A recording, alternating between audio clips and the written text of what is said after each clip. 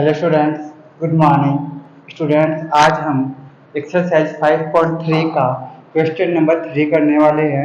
इसमें एक डिफरेंट प्रकार की समस्याएं आपको दी गई है। अब देखिए, क्वेश्चन नंबर जो 3 है उसमें एक एपी थी। उस एपी का प्रथम पद मतलब ए का मान आपको दिया गया है, बी का मान आपको दिया गया है और एक पद दिया गया है जिसका आपको नंबर पता नहीं है, जिसका आपको नंबर ज्ञात नहीं है, मतलब ए एन इक्वल टू 50 दिया गया है। अब आपको इसमें एक तो एन की वैल्यू ज्ञात करनी है, मतलब जो पद आपको लास्ट टर्म दी गई है उसका नंबर ज्ञात करना है। ठीक है, इसके अलावा आपको एस एन मतलब एन पदों का सम, मतलब आपको योगफल ज्ञात करना है एन पदों का। ठीक है, अब देखिए तो कैसे ज्ञात करेंगे। सबसे पहले अभी देखिए आपको कौन कौन सी वैल्यू ज्ञात है। आपको प्रथम पद दिया गया है 5, इसका कोई फार्मूला नहीं होता अलग से स्पेशली। डी का मान दे रखा है, इसका भी कोई अलग से कोई फार्मूला नहीं होता, ये खुद एक फार्मूले का एक पार्ट है, एक हिस्सा है। ठीक है, अब आपको ए एन का मान दिया गया है। ए एन का अर्थ होता है एनवा पद, तो एनवे पद का आपको एक फार्मूला पता होता है। आपको एक फार्मूले का मान दिया गया है ये 50। ठीक है, तो हम क्यों ना पहले इस फार्मूले को ही हम काम में ले लें, क्योंकि आपको ए का मान ज्ञात है, डी का भी मान आपको ज्ञात है और आपको एक ए एन वाला जो फार्मूला होता है ए प्लस ब्रैकेट में एन माइनस 1 इंटू डी, उस फार्मूले का मान भी आपको दिया गया है। ठीक है, तो इससे हम आसानी से एन की वैल्यू ज्ञात कर लेंगे पहले, और जैसे ही हमको एन की वैल्यू ज्ञात होगी हम फिर योगफल भी ज्ञात कर सकते हैं। देखिए, सबसे पहले लिखेंगे ए प्लस ब्रैकेट में N minus 1 into D equal to होता ए एन। आपको ये फार्मूला बताया था पिछली क्लासेस के अंदर। ठीक है, तो हम इस फार्मूला काम में लेंगे पहले। अब देखिए, ए का मान आपको ज्ञात है, ए का मान कितना दिया गया आपको 5 प्लस एन की वैल्यू आपको ज्ञात है नहीं, क्योंकि आपको एन की वैल्यू तो ज्ञात करनी है, इसलिए एन के स्थान पर एन रहेगा -1 इंटू डी। डी की वैल्यू आपको दे रखी है 3, लिख दिया 3 equal to A N. A N का अर्थ है वो नंबर या वो टर्म जिसका आपको नंबर ज्ञात नहीं है, या 50 ए एन की वैल्यू। अब इसको हम सॉल्व करेंगे तो हो जाएगा N minus 1 into 3 equal to 50 minus 5। ठीक है, तो यहाँ जाएगा N minus 1 into 3 equal to 45। 50 में से 5 माइनस करेंगे कितना प्राप्त होगा 45। तो हम यहाँ कर लेते हैं इसको, तो हो जाएगा एन माइनस 1, ठीक है, इक्वल टू 45 अपॉन 3। ठीक है, 3 यहाँ डिवाइड में हो जाएगा क्योंकि अभी मल्टीप्लाई में है, यहाँ क्या हो जाएगा डिवाइड में हो जाएगा। हो जाएगा एन माइनस 1 इक्वल टू 15। कितना आएगा 15 बार डिवाइड हो जाएगा 3 का। ठीक है, अब n की वैल्यू ज्ञात करनी है, तो n इक्वल टू जाएगा 15 प्लस 1, तो n का मान आपको प्राप्त हो गया 16 मतलब 16। मतलब आपके पास ये जो नंबर दिया गया लास्ट पद जो दिया गया है जिसका वो नंबर ज्ञात नहीं था वो 16 नंबर वाली टर्म है, मतलब ये 16वें नंबर का पद है। ठीक है, हमने n की वैल्यू ज्ञात कर ली। अब ये n की वैल्यू तो हमने ज्ञात कर ली, अब आपको एस एन का मान भी ज्ञात करना है। ठीक है, एस एन का मतलब होता है n पदों का योगफल। तो जितने आपने n की वैल्यू ज्ञात की है कितनी आई आपके पास 16, इसका मतलब ये हुआ हमें 16 पदों का मतलब 16 टर्म्स का ही सम ज्ञात करना है। ठीक है, अब जो सम कैसे ज्ञात करेंगे इसके लिए भी हम फार्मूला काम में लेंगे। ठीक है, देखिए अब सम ज्ञात करने के लिए, योगफल ज्ञात करने के लिए हम कौन सा फार्मूला काम में ले। मैंने आपको 2 फार्मूले बताए थे, एक में जिसमें डी काम में आता, सार्वधातुक से काम में आता, और एक दूसरा फार्मूला बताया था जिसमें आपको लास्ट टर्म या आखिरी पद काम में लेते हैं। तो यहाँ पर इस क्वेश्चन में हम कौन सा फार्मूला काम में लेंगे सम ज्ञात करने के लिए, तो यहाँ पर हम दोनों में से किसी भी फार्मूले को काम में ले सकते हैं। अब क्यों ले सकते हैं, क्योंकि इस फार्मूले में आपको डी की वैल्यू भी ज्ञात है और जो लास्ट टर्म है, ठीक है, 16वें नंबर वाले जो लास्ट टर्म है, आखिरी जो पद है, ये भी आपको दिया गया है। तो हम फार्मूला काम में लेंगे यहाँ पर S N equal to N by two into bracket में ए प्लस ए एन भी कह सकते हैं और यहाँ पर एल भी कह सकते हैं, क्योंकि आपको लास्ट नंबर वाली जो टर्म है वो आपको इसमें ज्ञात है। आपको 16 पदों का मतलब 16 पदों का योगफल ज्ञात करना है और 16वें नंबर का जो पद है वो आपको ज्ञात है 50, ठीक है। इसलिए हम ये वाला फार्मूला भी काम में ले सकते हैं। लिखेंगे एस एन या एस 16 इक्वल टू 16/2 इंटू में ए, तो ए की वैल्यू क्या आपके पास में 5 लिख दिया, 5 प्लस ए एन मतलब अंतिम पद, मतलब 16वें नंबर का पद, तो आपके पास कितना है ये 50, मैं लिख दिया 50, ठीक है, कोई दिक्कत है यहाँ तक। अब 16 के अंदर 2 का डिवाइड हो जाएगा, तो मैं डिवाइड करेंगे तो कितना प्राप्त होगा आपको 8 इंटू दोनों में ऐड हो जाएगा, हो जाएगा 55, ठीक है। ये एस 16 का मान आ रहा मतलब योगफल, ठीक है। तो यहाँ हो जाएगा 8 का मल्टीप्लाई करेंगे तो 8 5 जा 40, 40 की 0 4 में हो जाएगा 44। इस तरह से आपने योगफल ज्ञात कर लिया, ठीक है। तो हम लिख देंगे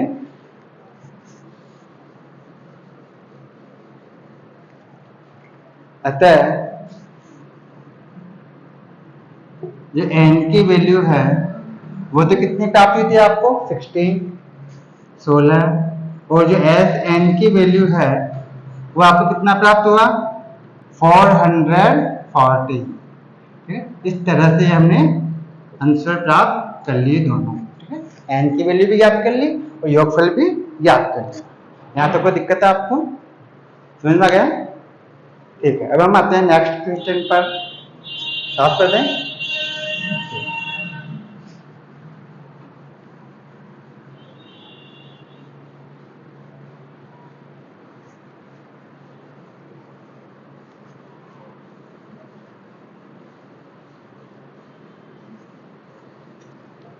जो नेक्स्ट क्वेश्चन है इसमें आपको दिया गया है सेकंड वाले में, इसमें आपको ए की वैल्यू दे रखी है 7, ए का मान 7 दे रखा, ए 13, ठीक है।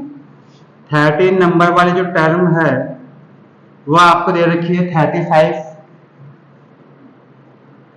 ठीक है, दिया है, ये आपको ज्ञात है।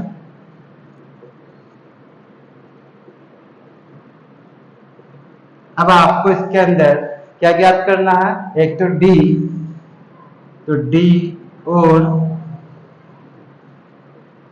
S13, मतलब 13 पदों का सम ज्ञात करना है। S13 ज्ञात कीजिए।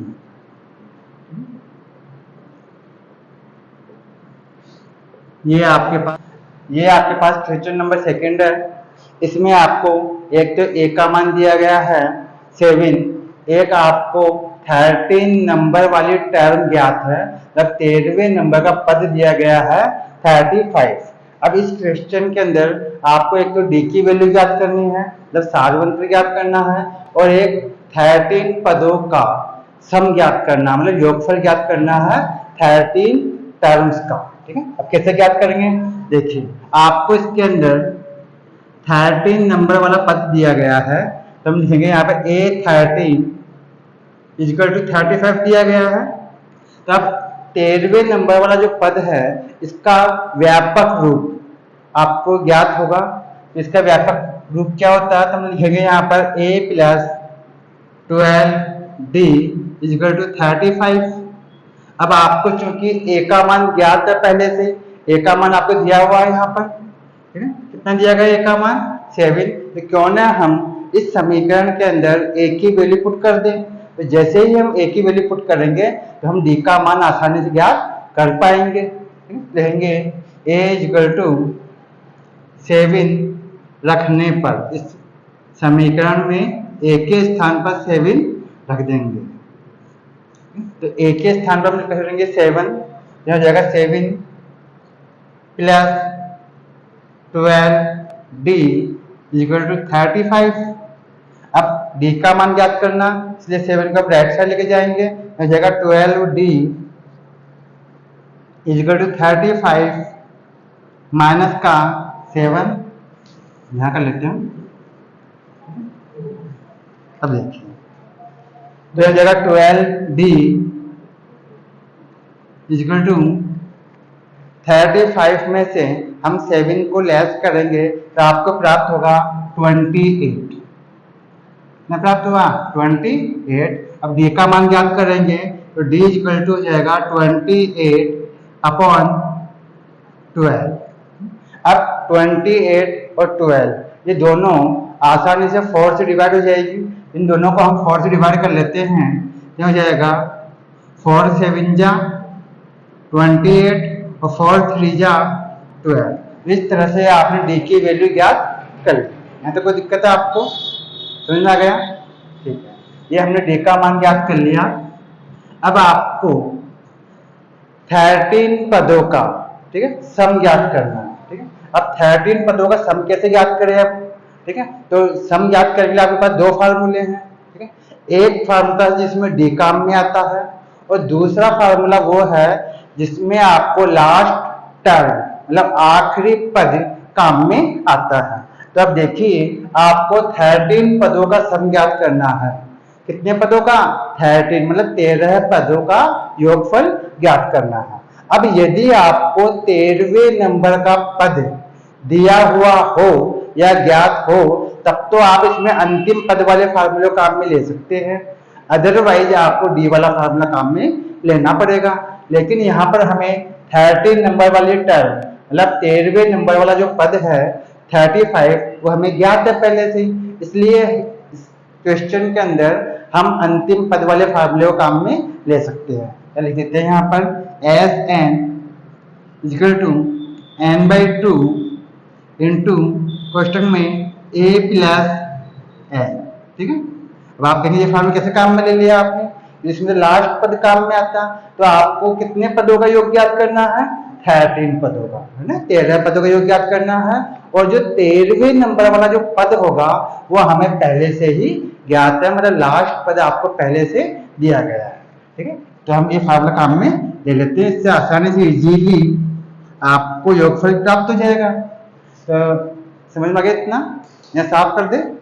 ठीक, अब देखिए आगे। तो हम लिखेंगे S13 इक्वल टू एन की वैल्यू क्या? 13। अब 13 पदों का ही सम ज्ञात करना है, 13 अपॉन 2 इंटू ए। तो ए की वैल्यू क्या आपके पास में? 7 लिख दिया, 7 जो आपको पहले से ज्ञात थी। ठीक है, प्लस ठीक एल, एल का अर्थ है लास्ट टर्म मतलब अंतिम पद।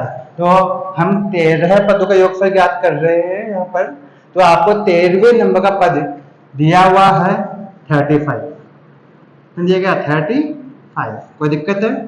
यहाँ हो जाएगा S13 equal to 13 upon 2 into, इन दोनों में हम क्या करेंगे? ऐड करेंगे। तो ऐड करने पे आपको प्राप्त होगा 42। अब 2 का डिवाइड करेंगे हम 42 में, कितना प्राप्त होगा? 21। और 21 का मल्टीप्लाई करेंगे आप 13 से तो आपको प्राप्त होगा 273। ठीक है, इस तरह से ये 13 पदों का आपको सम प्राप्त हो गया। हम लास्ट में एक बार फिर दोनों आंसर को ऐसा लिख देंगे। हम लिखेंगे यहाँ पर आपको क्या याद करना है? तो डी की वैल्यू, तो डी की वैल्यू आपको कितनी प्राप्त होती है? 7/3। तो 7/3 और एक S13, तो 13 पदों का सम मतलब योगफल कितना प्राप्त हुआ? 273। तो 273।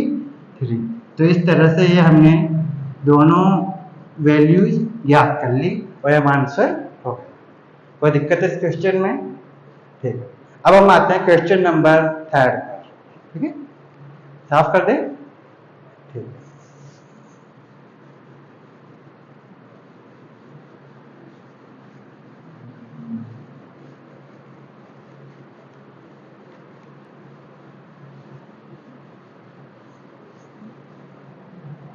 अब क्वेश्चन नंबर 13 पे आ जाइए, सॉरी थर्ड पर। क्वेश्चन नंबर 3 है, इसमें आपको दिया गया है A12 मतलब 12 नंबर वाला पद, वो आपको दिया गया है 37, मतलब 12वें नंबर का पद आपको दिया गया है। इसके अलावा एक आपको डी का मान दिया गया है, डी का मान दिया गया है 3, ठीक है, दिया गया है या दिया है।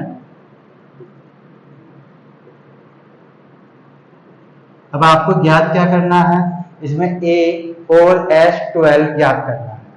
इसमें एक तो A और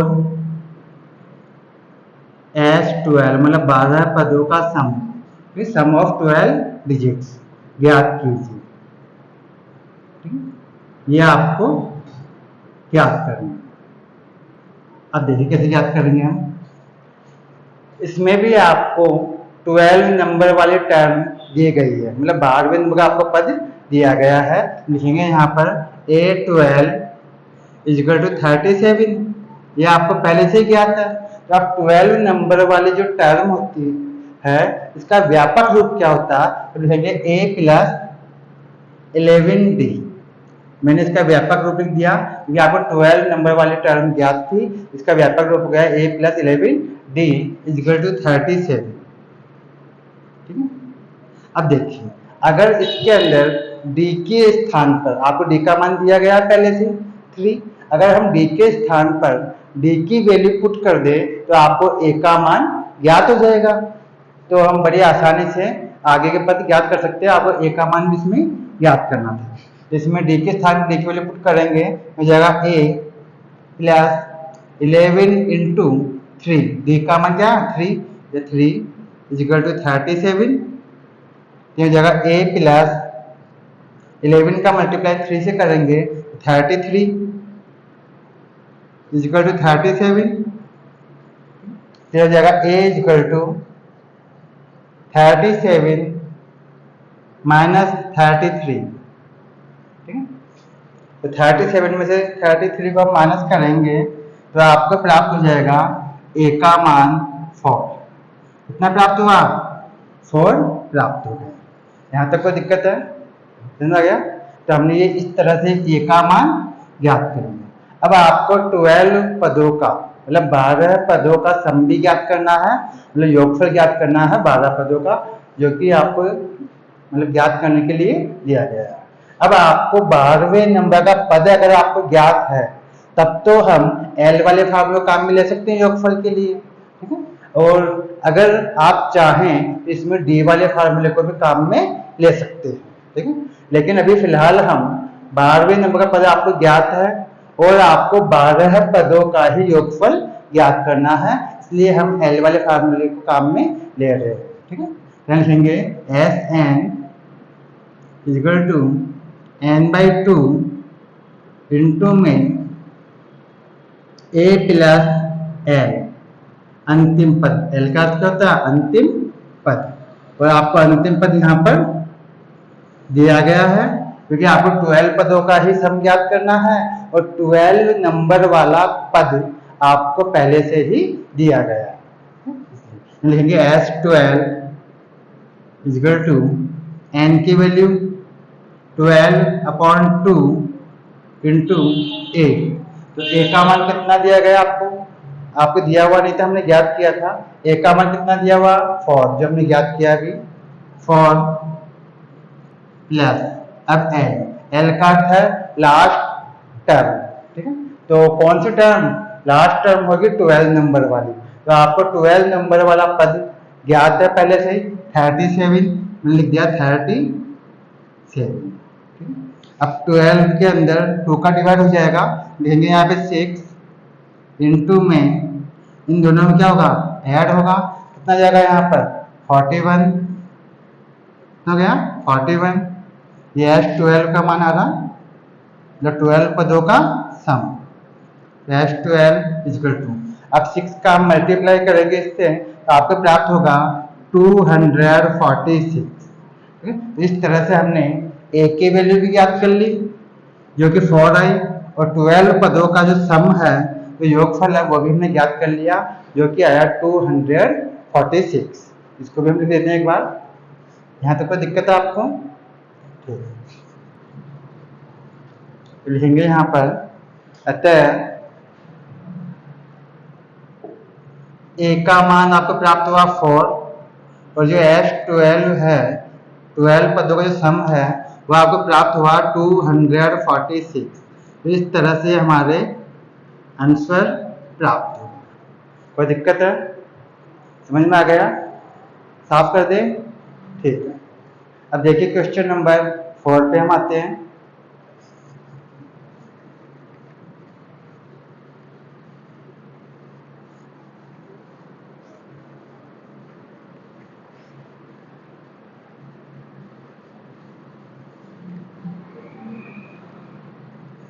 अब क्वेश्चन नंबर 4 आ जाइए।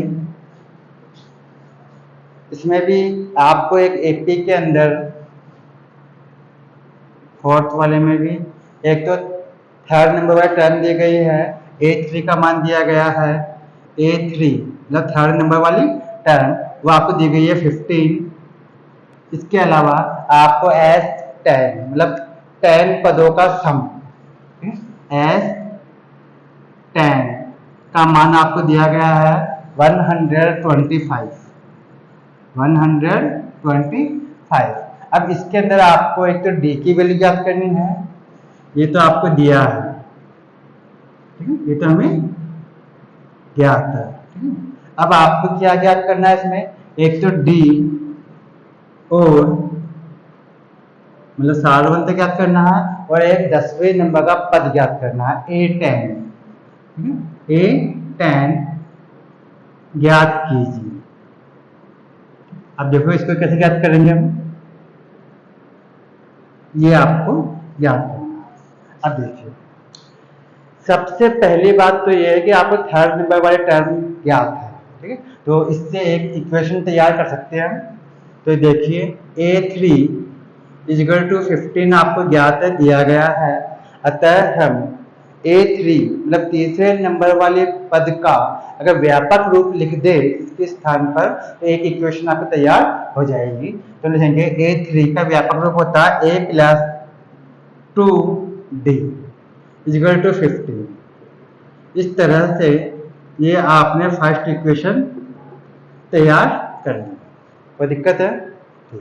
अब सेकंड नंबर पे आपको दिया गया है 10 पदों का सम, 10 पदों का योगफल। तो यहाँ पर आपके पास दो वैल्यू आपको ज्ञात है।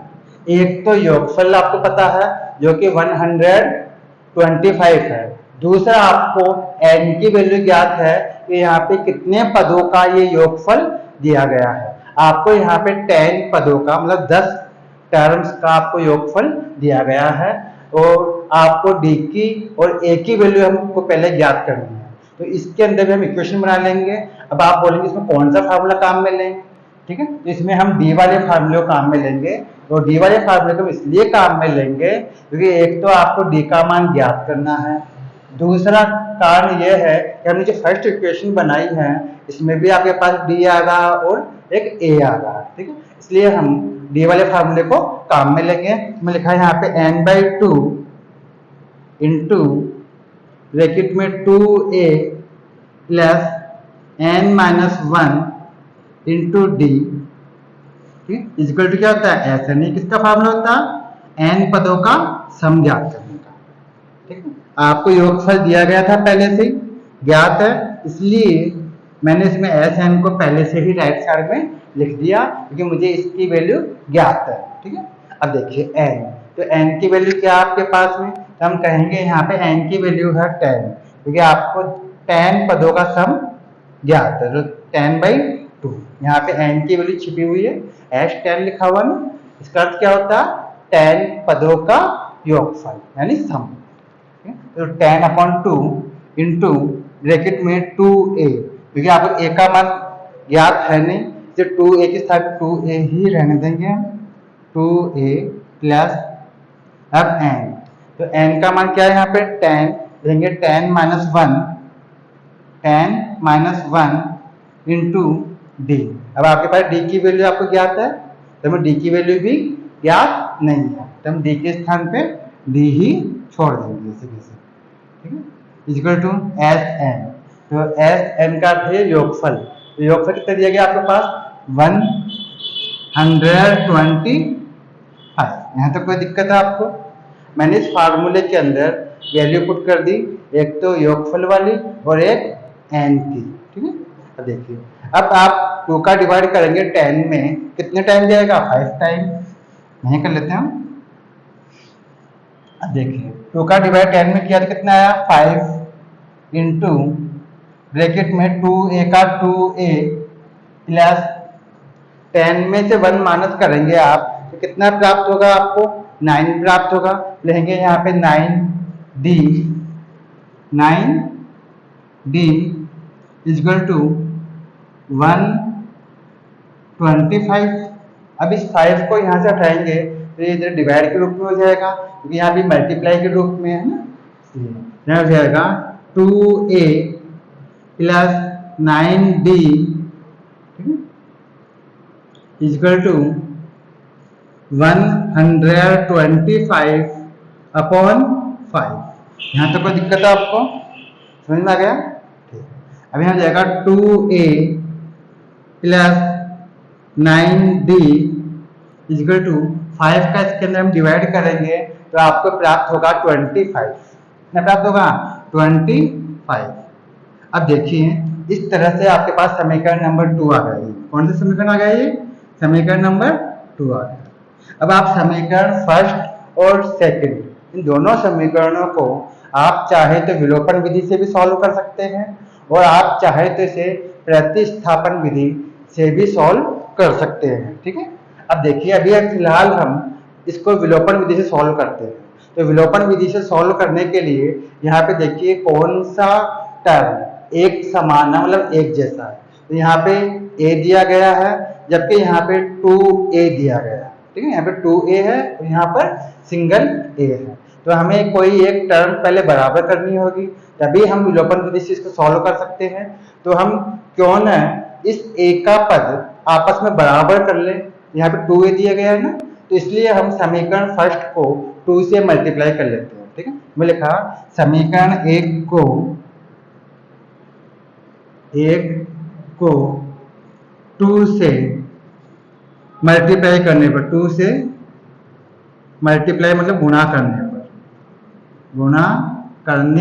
पर समीकरण 1 को कर रहे ध्यान रखना है, समीकरण नंबर फर्स्ट को, जो समीकरण नंबर फर्स्ट में पहले बना लिया था ये, ठीक है। यहाँ पर अब देखो 2 का मल्टीप्लाई करेंगे तो पूरे समीकरण का वो मल्टीप्लाई करना है, तो 2 का मल्टीप्लाई यहाँ करेंगे कितना हो जाएगा? यहाँ पे 2a, ठीक है। 2 का मल्टीप्लाई इससे भी करेंगे तो हो जाएगा 4d प्लस का 4d इक्वल टू, अब 2 का मल्टीप्लाई इससे भी करेंगे तो कितना हो जाएगा? यहाँ पे 30, ठीक है। 30 हो जाएगा मतलब 30। इस तरह से आपके पास ये जो इक्वेशन आई है इसको हम नाम देंगे समीकरण नंबर 3।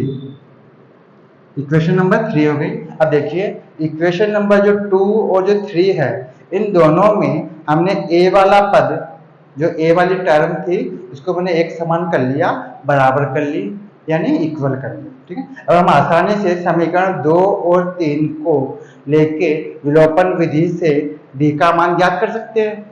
यहाँ तक कोई दिक्कत है आपको? समझ आ गया? ठीक है। अब हम लिखेंगे समीकरण 2 और 3 से, साफ कर देते हैं इसको। तो अब मैं लिखा, यहाँ कर लेते हैं, मैं लिखा समीकरण 2 व 3 से, मतलब दोनों समीकरण हम सॉल्व करेंगे।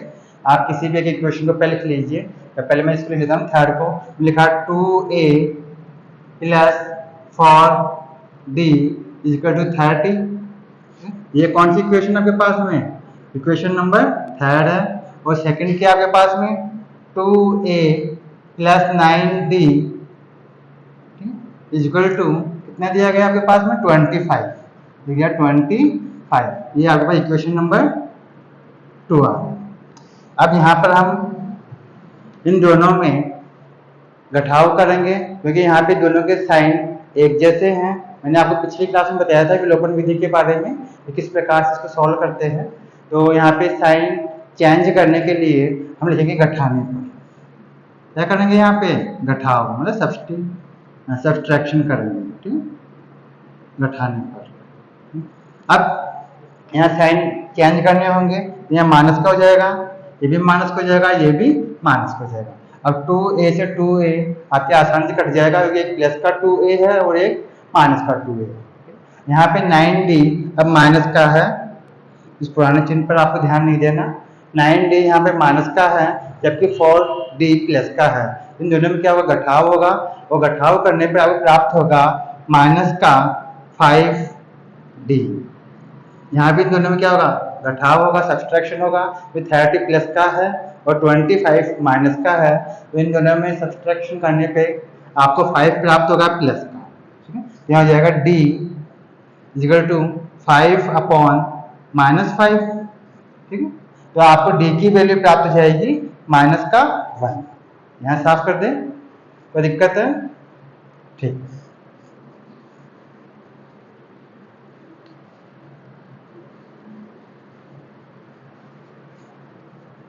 अब देखिए यहाँ कर लेते हैं हम। यहाँ d की वैल्यू अगर प्राप्त हो गई माइनस का 1, आपने d का मान ज्ञात कर लिया, ठीक है। ये d की वैल्यू हमने ज्ञात कर ली। अब आपको क्या ज्ञात करना है? a का मान भी ज्ञात करना होगा। तब ये जो d का मान हमने ज्ञात किया है, इस d वाले मान को आप समीकरण नंबर 2 या 3 या समीकरण नंबर 1 किसी भी एक समीकरण में रख देंगे तो आपको a का मान भी ज्ञात हो जाएगा। हम लिखेंगे d इक्वल टू -1 समीकरण फर्स्ट में रख देते हैं हम, समीकरण फर्स्ट में रखने पर, क्योंकि आपको a का भी मान ज्ञात करना होगा। बिना a का मान ज्ञात किए आप 10वें नंबर का पद कैसे ज्ञात करेंगे? या आपको a tan की वैल्यू ज्ञात करनी है इसके अंदर, तो है ना। तो यहाँ पर आपके पास समीकरण नंबर 1 क्या था? आपके पास समीकरण नंबर 1 था a plus 2d equal to 15। ये आपके पास समीकरण नंबर 1 था। इसमें d के स्थान पर हम d की वैल्यू पुट कर देंगे। यह हो जाएगा a प्लस 2d का अर्थ हो गया 2 इंटू डी की वैल्यू। तो d की वैल्यू क्या है? -1 इक्वल टू 15। तो हो जाएगा a 2 का मल्टीप्लाई करेंगे -1 से तो माइनस का 2 हो जाएगा, हो गया -2 इक्वल टू 15। तो हो जाएगा a इक्वल टू 15 प्लस का 2, ठीक है। तो a की वैल्यू आपको कितनी प्राप्त हो जाएगी? 70। कितनी प्राप्त होगी? 70। a इक्वल टू 70, ठीक है। अब आप कहेंगे आपने a का मान क्यों ज्ञात किया? ठीक है, तो a का मान हमने इसलिए ज्ञात किया कि बिना a और d के हम AP के किसी भी पद को ज्ञात नहीं कर सकते। जब तक आपको प्रथम पद और एक सार्वत्र ज्ञात नहीं हो तब तक हम समांतर श्रेणी के दूसरे पदों को कैसे ज्ञात करेंगे। और आपको इस क्वेश्चन के अंदर 10वें नंबर का पद भी ज्ञात करना, ठीक है। इसीलिए हमने पहले a का मान ज्ञात कर लिया। यहाँ तक समझ में आ गया? कोई दिक्कत है? ठीक है। अब हम आगे आते हैं 10वें नंबर का पद कैसे ज्ञात करेंगे। a tan की वैल्यू भी आपको ज्ञात करनी है, ठीक है। देखिए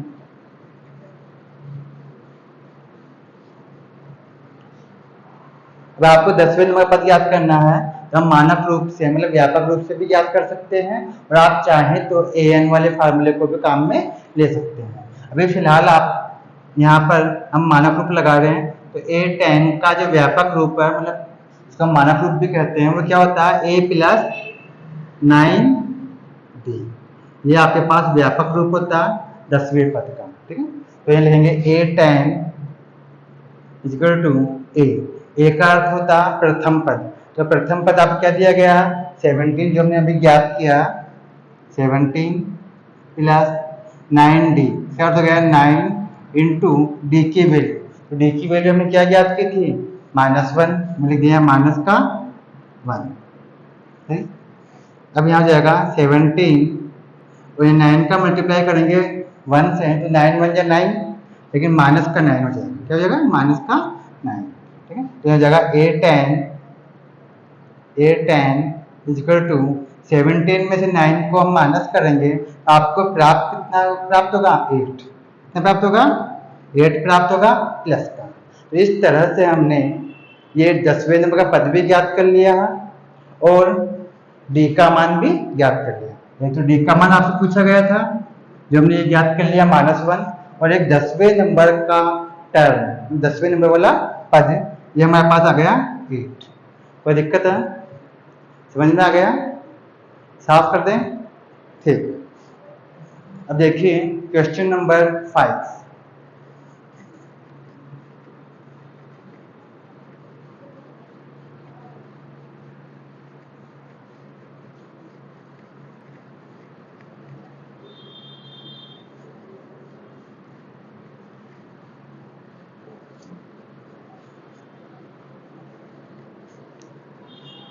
अब आपको क्वेश्चन नंबर 5 देखिए, इसमें आपको दिया गया है, एक तो डी की वैल्यू दी गई है, डी का मान आपको दिया गया है 5, डी का मान दिया गया है 5। इसके अलावा आपको S9 मतलब 9 टर्म्स मतलब पदों का आपको योगफल दिया गया है, ठीक है।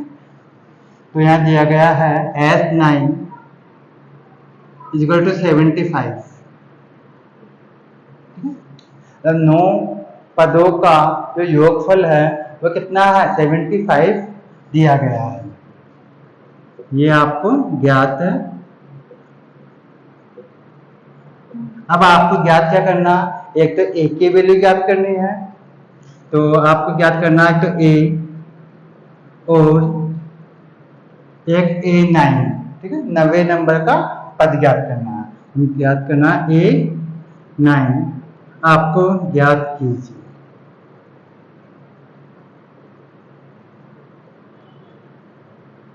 अब देखिए इसको कैसे ज्ञात करेंगे। सबसे पहले देखिए आपको योगफल दिया गया है, एक n की वैल्यू आपको ज्ञात है और एक आपको d की वैल्यू ज्ञात है। तो क्यों ना हम योगफल वाले फार्मूले को काम में ले लें, ठीक है, क्योंकि आपको d का भी मान दे रखा है, n का भी मान दे रखा है और योगफल भी आपको ज्ञात है। तो हम फार्मूला काम में लेंगे, n/2 इंटू में ब्रैकेट में 2a प्लस ब्रैकेट में n-1 into D equal to Sn, ठीक है। अब देखिए हम इस फार्मूले को काम में ले लेते हैं। पहले देखिए n का मान कितना दिया गया आपके पास, 9, क्योंकि ये 9 पदों का आपको सम दिया गया है, ठीक है। तो यहाँ पे n की वैल्यू छिपी हुई है, तो यहाँ पे n का मान कितना, 9/2, ठीक है, ये 2 है नीचे इसलिए, इंटू ब्रैकेट में 2a। अब a का मान तो आपको ज्ञात है नहीं, a का मान तो आपको ज्ञात करना है, इसलिए 2a का 2 ही रह जाएगा प्लस n, तो n की वैल्यू क्या है, 9-1 इंटू में d, तो आपको d का मान यहाँ पे ज्ञात है कितना, 5, लिख देंगे 5। अब आपको Sn जो योगफल है 9 पदों का वो तो कितना दिया गया है, 75, लिख गए 75। कोई दिक्कत है यहाँ तक, समझ में आ गया, ठीक है। अब देखो 9 में 2 का डिवाइड होगा नहीं, कोई बात नहीं, हम आगे कर लेंगे, ठीक है। 9/2 इंटू में 2a का 2a प्लस 9 में से 1 माइनस करेंगे कितना होगा, 8, और 8 का मल्टीप्लाई करेंगे 5 से कितना हो जाएगा, 40, ठीक है। कितना हो जाएगा यहाँ पे, 40 इक्वल टू 75। कोई दिक्कत है यहाँ तक। अभी 9/2 है, इसको हम राइट साइड लेके जाएंगे, ये जगह 2/9, क्योंकि जो मल्टीप्लाई में वो डिवाइड में हो जाएगी और जो डिवाइड के रूप में है वो मल्टीप्लाई के रूप में हो जाएगी। तो यहाँ कर लेते हैं हम, तो देखिए ये जगह 2a plus 40 equal to 75 into में 2/9। यहाँ तक कोई दिक्कत है, समझ में आ गया आपको? ठीक है। अब देखिए इन दोनों को हम डिवाइड करेंगे 3 से, क्योंकि यहाँ भी 3 का डिवाइड होगा, यहाँ भी 3 का डिवाइड होगा। तो अगर आप 3 का डिवाइड यहाँ करेंगे कितने टाइम जाएगा? 3 टाइम। और यहाँ पे 3 का डिवाइड करेंगे कितना आएगा? 25। ठीक है। तो 25 का मल्टीप्लाई करेंगे 2 से कितना जाएगा? 50। तो यहाँ हो जाएगा 2a प्लस 40 इक्वल टू, यहाँ हो जाएगा 50/3। सुना है 50 कैसे आया? हमने दोनों को 3 से डिवाइड कर लिया, तो 3 3 जा 9 और 3 का इसको डिवाइड करेंगे तो यहाँ जगह 25, दोनों कट जाएंगे 3 से। 25 का मल्टीप्लाई 2 से करेंगे 50, तो 50/3 आ गया। अब इस 40 को हम राइट साइड लेके जाते हैं, यहाँ जाएगा 2a इक्वल टू 50/3 माइनस का 40, और 40 नीचे हम 1 मान लेते हैं, 1 लेके हम एलसीएम ले लेंगे। ठीक है, ये 40 है। अब यहाँ नीचे हमने 1 ले लिया, तो यहाँ जगह 2a इक्वल टू, यहाँ एलसीएम कितना आएगा? 3। 3 का डिवाइड 3 में करेंगे 1 टाइम, 1 का मल्टीप्लाई 50 से करेंगे तो 50, माइनस 1 का डिवाइड 3 में करेंगे 3, और 3 का मल्टीप्लाई करेंगे 40 से तो 120।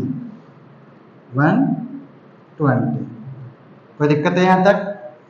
समझ में आ गया? साफ कर दें, हम जैसे साफ कर लेते हैं इसको। ठीक है,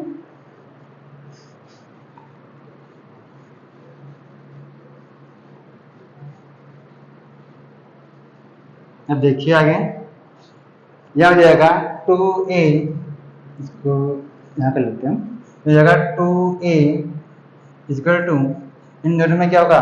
घटाव होगा, सब्सट्रैक्शन होगा, तो आपको प्राप्त होगा माइनस का 70/3। अब ये जो 2 है इसको भी यहाँ से उठाएंगे तो कहाँ हो जाएगा? डिवाइड के रूप में हो जाएगा, तो जाएगा a इक्वल टू माइनस 70/3, ये तो पहले से था। अब 3 के पास में ही 2 भी आ जाएगा, क्योंकि यहाँ पे मल्टीप्लाई में था, यहाँ भी डिवाइड में हो गया। अब 2 का डिवाइड हो जाएगा 70 में, तो यहाँ जगह a इक्वल टू माइनस का 35/3। तो एक आंसर तो आपने ज्ञात कर लिया, a का मान, क्योंकि आपको a का मान ज्ञात करने के लिए दिया गया था। ठीक है, ये आपको ज्ञात करना था। अब आपको 9 नंबर वाली टर्म और ज्ञात करनी है। ठीक है, 90 नंबर का पद भी ज्ञात करना है। ठीक है, ये तो हमने ज्ञात कर लिया। अब हम क्या ज्ञात करेंगे? a9। अब देखिए आपको d का मान पहले से ही ज्ञात है। ठीक है, सार बनते हुए आपको दे रखा है, और a का मान हमने ज्ञात कर लिया। अब हम किसी भी पद को ज्ञात कर सकते हैं। देख कैसे ज्ञात करेंगे? अब देखिए आपको 9 नंबर वाली टर्म ज्ञात करनी है। लिखेंगे यहाँ पर a9 इक्वल टू, इसका व्यापक रूप क्या होता? हम कहेंगे a प्लस 8d, इसका व्यापक रूप होता। इसी से हम 9 नंबर वाला टर्म ज्ञात कर लेते हैं, तो जाएगा a9 इक्वल टू a, तो a का मान क्या आपके पास? माइनस का 35, माइनस का 35/3 प्लस 8 इंटू डी। तो डी की वैल्यू क्या आपके पास में? 5, मैं लिख दिया यहाँ पर 5। यहाँ तक कोई दिक्कत है? समझ में आ गया? देखिए जगह a9 इक्वल टू माइनस का 35/3 प्लस 8 का मल्टीप्लाई 5 से करेंगे कितना आएगा? 40। इसी नीचे हम 1 ले लेते हैं एलसीएम लेने के लिए। अब 3 और 1 का हम एलसीएम लेंगे, तो जगह a9 इक्वल टू, एलसीएम प्राप्त होगा आपको 3 का डिवाइड 3 में करेंगे 1 टाइम, 1 का मल्टीप्लाई करेंगे 35 से, तो माइनस का 35 प्लस। अब 1 का डिवाइड करेंगे 3 में 3 आएगा, 3 का हम मल्टीप्लाई करेंगे 40 से, तो यहाँ कितना प्राप्त हो जाएगा आपको? 120। यहाँ तो कोई दिक्कत है? यहीं कर देते हैं। यह हो जाएगा a9 इक्वल टू, इन दोनों में क्या होगा, सब्सट्रैक्शन होगा, मतलब क्या होगा, घटाव होगा आपके। तो कितना प्राप्त हो जाएगा आपको यहाँ पर 85, कितना प्राप्त होगा आपको 85 अपॉन 3। ये आपके पास 9 नंबर वाली टर्म आ गई। और एक का मान हमने पहले ज्ञात कर लिया, लिखेंगे अतः ए का मान तो क्या है आपके पास में, माइनस का 35 अपॉन 3, जबकि A9 जो आपको ज्ञात करना था वो आया 85 अपॉन 3। तो इस तरह से ये हमने आंसर ज्ञात कर लिया। कोई दिक्कत है स्टूडेंट्स, समझ में आ गया? तो मैं समझता हूँ आपको समझ में आ गया होगा। नेक्स्ट क्लास में हम फिर मिलेंगे नेक्स्ट क्वेश्चन के साथ में। नमस्कार।